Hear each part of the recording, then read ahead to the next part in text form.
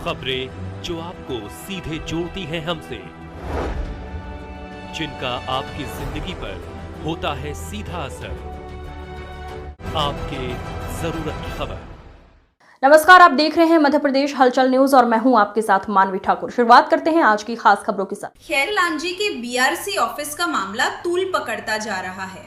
यहां तैनात लेखपाल वरुण देव घनचले पर शिक्षकों ने गंभीर आरोप लगाते हुए कहा है कि वो मानसिक प्रताड़ना के साथ साथ जबरदस्ती दबाव बनाकर ओटीपी मांगता है और उसके जरिए राशि का आहरण करता है।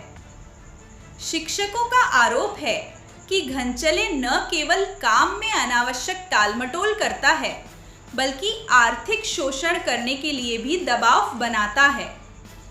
कई शिक्षकों ने बताया कि फाइलें अटकाने और भुगतान रोके रखने के बाद उनसे ओटीपी लेकर खातों से राशि निकाली जाती है। यामिनी मरस्कोले शिक्षिका ने आक्रोश जाहिर करते हुए कहा कि हमसे हमारी व्यक्तिगत जानकारी और ओटीपी लेकर रकम निकाली जाती है। ये न सिर्फ भ्रष्टाचार है, बल्कि सीधे तौर पर धोखाधड़ी और मानसिक शोषण है।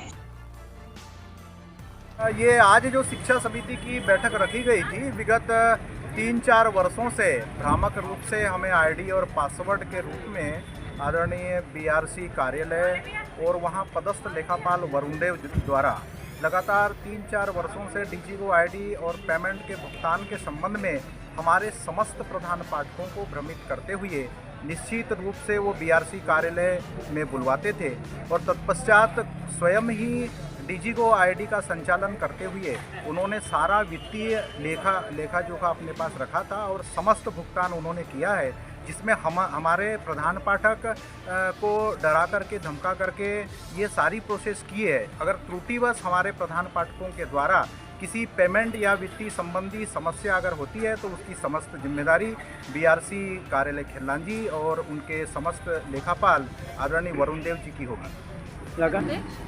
और विगत कुछ दिनों से मतलब शिक्षकों की जो समस्याएं आ रही थी डीजीगो पेमेंट को लेके, खैर मैंने तो अपना मतलब डीजीगो आईडी वहां से प्राप्त कर लिया है, वो जिस भी माध्यम से हो, लेकिन मैं चाहूँगी कि मेरे और भी जो शिक्षक साथी इस समस्या से जूझ रहे हैं उनको इस समस्या का समाधान मिले और उनको उनकी आईडी मिले और वो बड़े प्रसन्न मन से अपने कार्य क्षेत्र में कार्य करें, ना कि किसी डर और दबाव में रहते।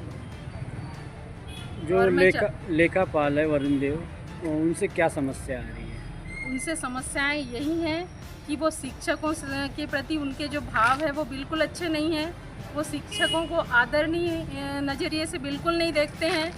वो इस तरीके से ट्रीट करते हैं जैसे उनके घर के सर्वेंट है, और ये हमारे ब्लॉक में हो रहा है। ये बड़ी दुखदायी बात है। इसलिए हम संगठन और सारे शिक्षक एकत्रित होकर ये चाहेंगे कि उन पे निश्चित कोई अच्छी कार्रवाई हो। भैया यहाँ आज शिक्षा समिति की बैठक थी, जिसके उपाध्यक्ष दुर्गा भैया दिल्हारे जी हैं और मुझे भी इन्होंने आज बुलाया। और यहाँ पर जो है जनपद शिक्षा केंद्र हमारी खैरलांजी, वहाँ पर बीआरसी में एक लेखापाल है वरुण देव करके, उसके द्वारा जो है हमारे सारे शिक्षकगण आज पूरे यानी 156 प्रधान पाठकों को बुलाया गया। उनसे हमने पूछे कि एक डीजीगो आईडी को लेकर उन्होंने सारे शिक्षकों की डीजीगो आईडी अपने पास रखा और उससे जो है भुगतान भी खुद ही करता था और इन लोगों को इतना भ्रमित करके रखा, डरा के रखा है, धमका के रखा है। ये सारे लोगों ने जो है आज अपना स्टेटमेंट लिखित भी दिए हैं और जिले की भी टीम आई थी, उनके सामने भी बोला है, सभी के सामने बोले हैं। और हम जिला पंचायत सीओ के पास में जो है इसकी जांच 8 दिन पहले भी हो चुकी मेरे ख्याल से, उसमें भी लिखित आवेदन जो है सभी टीचर्स ने दिए हैं।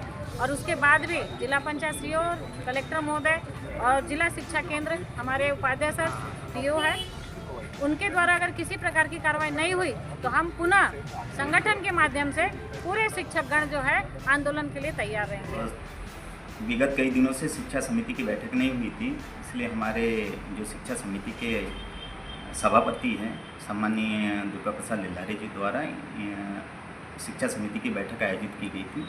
और बैठक में मूलतः ये बात निकल के आई कि जो प्रधान पाठक है माध्यमिक शाला, प्राथमिक शाला ब्लॉक स्तरीय जितने भी स्कूल हैं उनके प्रधान पाठक बीआरसी एवं यहाँ के जो लेखापाल हैं वरुण देव, इनसे बहुत परेशान हैं। क्या क्या बातें निकल के आई सामने शिक्षकों द्वारा?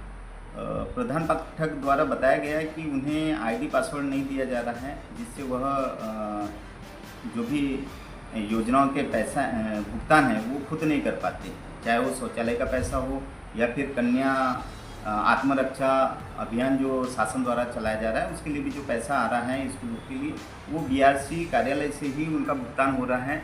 और बीआरसी कार्यालय का जो लेखापाल है वरुण देव, ये बिना प्रधान अध्यापक के संज्ञान में बात गए उनसे ओटीपी गुमराह करके ओटीपी लेकर उसका भुगतान करते हैं। शिक्षा समिति की बैठक आयोजित की गई थी, किन किन एजेंडों के साथ में बैठक हुई? आज जो शिक्षा समिति की बैठक आउट की गई थी, इनमें हमने 7 मुद्दे ऐसे थे, 7 बिंदुओं पर आउट की गई थी, जिसमें पहला बिंदु था ओलंपियाड परीक्षा 2024-25 में जो ओलंपियाड परीक्षा हुई थी उस पर समीक्षा करना था। दूसरा, जो स्कूलों में कन्या आत्मरक्षा पर प्रशिक्षण जो होता है, जो माध्यमिक शाला की लड़कियों को आत्मरक्षा के लिए जो प्रशिक्षण दिया जाता है, उस प्रशिक्षण से संबंधित विषयों पर चर्चा करना था।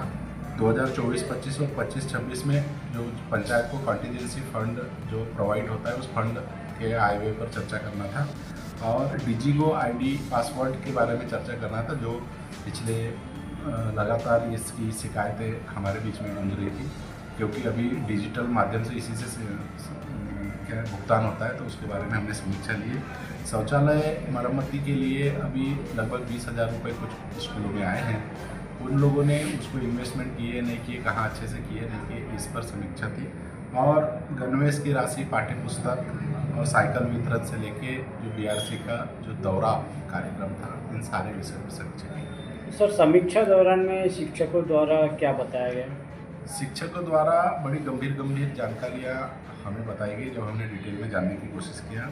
जब हमने ओलंपियाड परीक्षा के बारे में जानकारी हासिल की, तो ओलंपियाड परीक्षा में शासन के द्वारा जो गाइडलाइन आती है, जो बच्चों को परीक्षा देने के लिए केंद्र तक लाया जाता है और वहाँ से फिर जनपद स्तर तक जो सेकंड परीक्षा होती है वहाँ लाया जाता है, तो शासन के द्वारा ही फंडिंग होती है उसकी, बच्चों को भोजन कराने से लेकर आने जाने का साधन। लेकिन जैसे कि हमने शिक्षकों से पता किए, तो इसमें भी काफ़ी अनियमितताएँ बरती गई बीआरसी कार्यालय से, हमें ऐसा पता चला। खबरों में अब तक के लिए बस इतना ही। फिर होगी आपसे मुलाकात, तब तक के लिए नमस्कार और देखते रहिए मध्य प्रदेश हलचल। ऐसे ही लेटेस्ट अपडेट पाने के लिए हमारे चैनल को सब्सक्राइब करें और तुरंत नोटिफिकेशन पाने के लिए बेल आइकन प्रेस करना ना भूलें। यदि आप हमें फेसबुक या इंस्टाग्राम के माध्यम से देख रहे हैं तो हमारे पेज को फॉलो जरूर करें। धन्यवाद।